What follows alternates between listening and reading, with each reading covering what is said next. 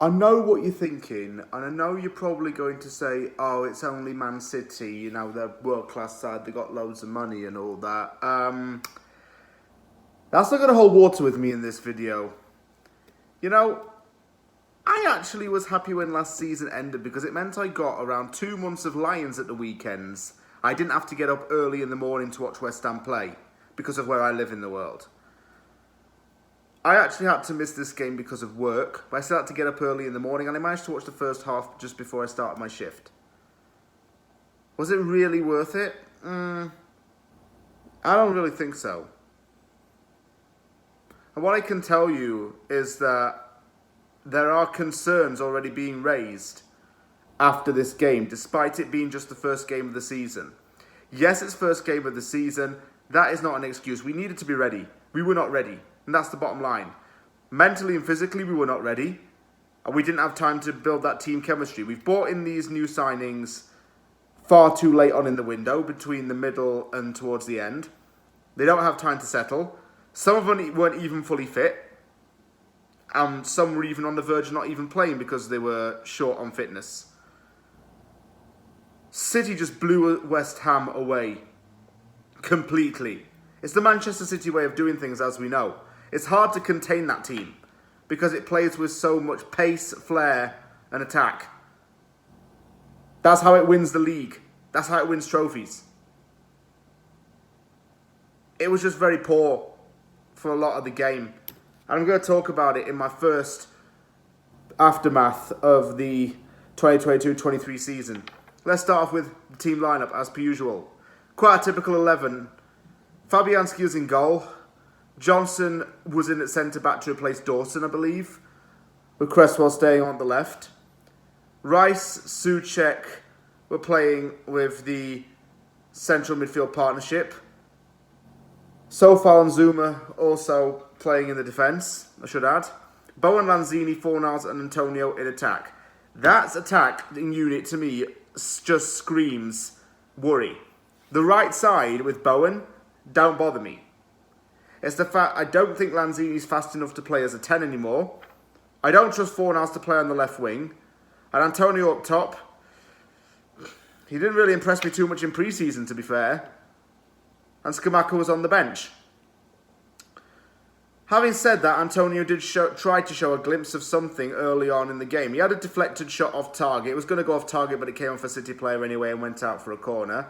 And also he headed over from Pablo Fornals' cross. West Ham showed energy within the first 5 minutes, but that was the only bright light in the game for us.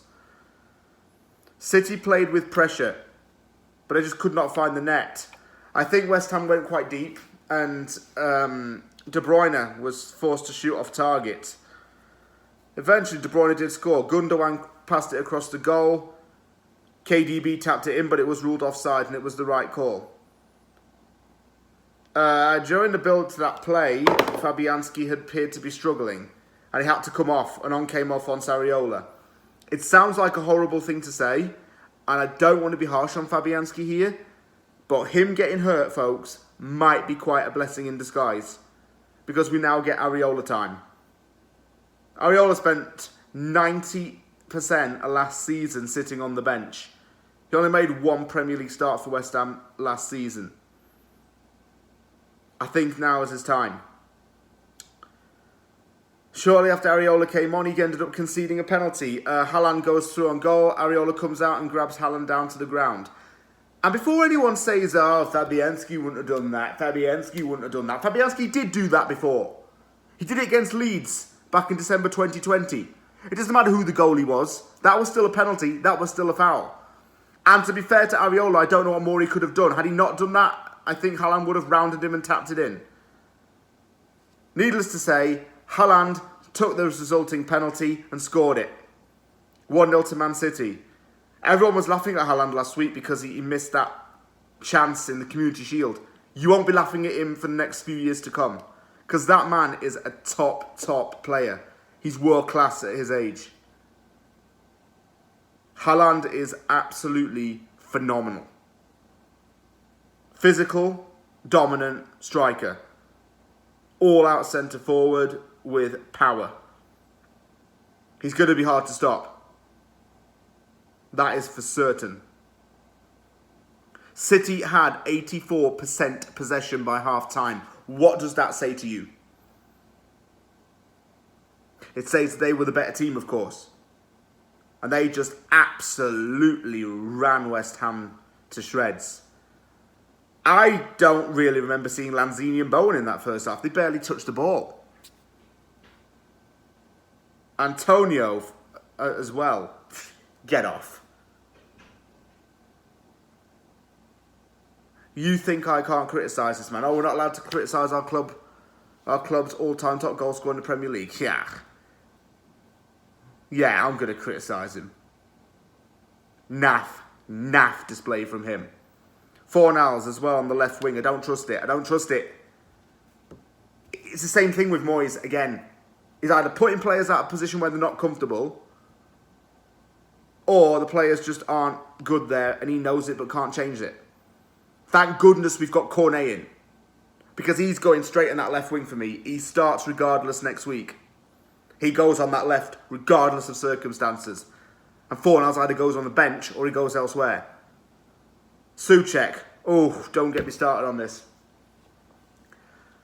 Souček had a good first season as a permanent signing, getting 10 goals and Hammer of the Year award.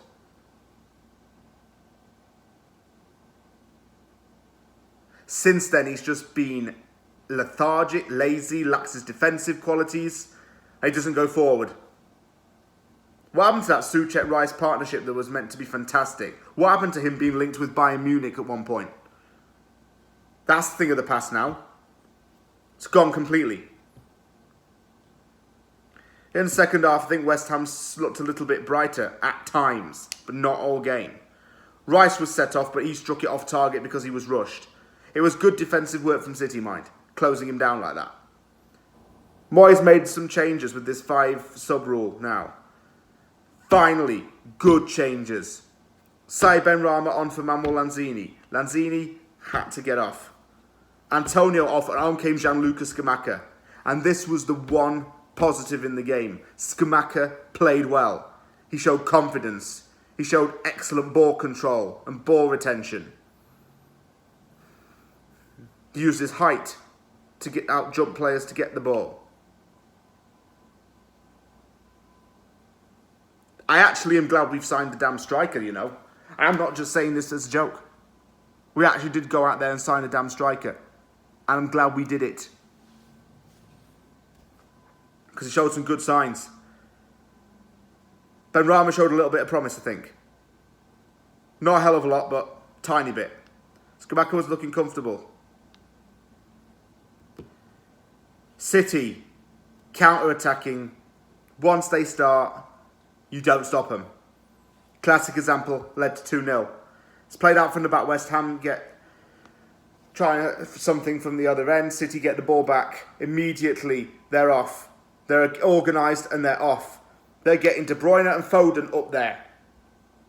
De Bruyne for the centre mid. Foden for the transitional play. Kevin De Bruyne with an absolute peach of a pass. Penetrates through 2 players into Haaland. He's just got to finish it off. First time one-on-one. 2-0. Haaland bags his brace.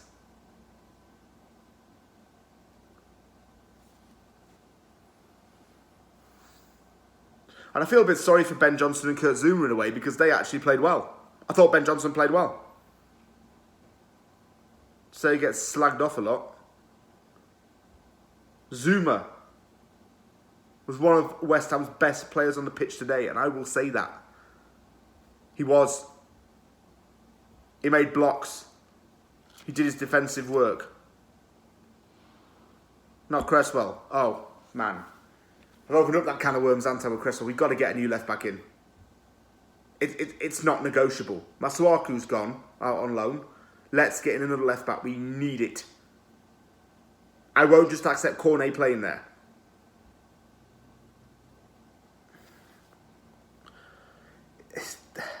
Cresswell just gets murked on that left side. Abused and tortured.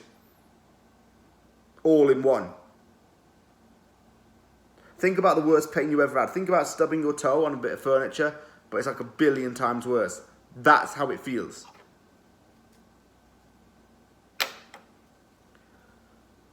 What else happened in this game? Not much really to talk about less than that second half. Although well done to Flynn Downs and Connor Coventry on making the Premier League debuts. Bowen and Fornals came off for them in the 90-minute mark. You know, Coventry needs some game time. I think I'd even go out there and say that he and Downs should be in there to replace Thomas Soucek. I've got it down here on my notes.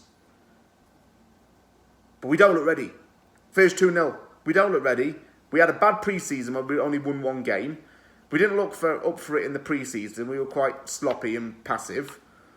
We've had no time to gel. We just need new faces and better fitness as well. Moyes wants to bring in more players. I don't disagree with him. He's finally got the sense to realise, we've got to get in more players right now. And we're actively trying to do it. And the transfer updates have been good recently. That's a good thing.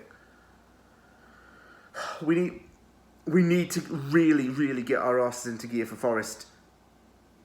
Because Forest, like in the same sense that City's a team that we'd struggle against because you just know they're very good. Forest is going to a team we would underestimate. That's just like the law of averages at West Ham.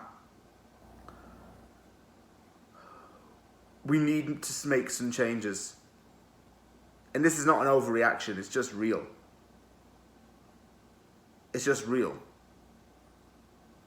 Hopefully things can get better. I mean, I'm not writing this after 1 game. I won't write this off after 1 game. That's not the point. I'm not that kind of person.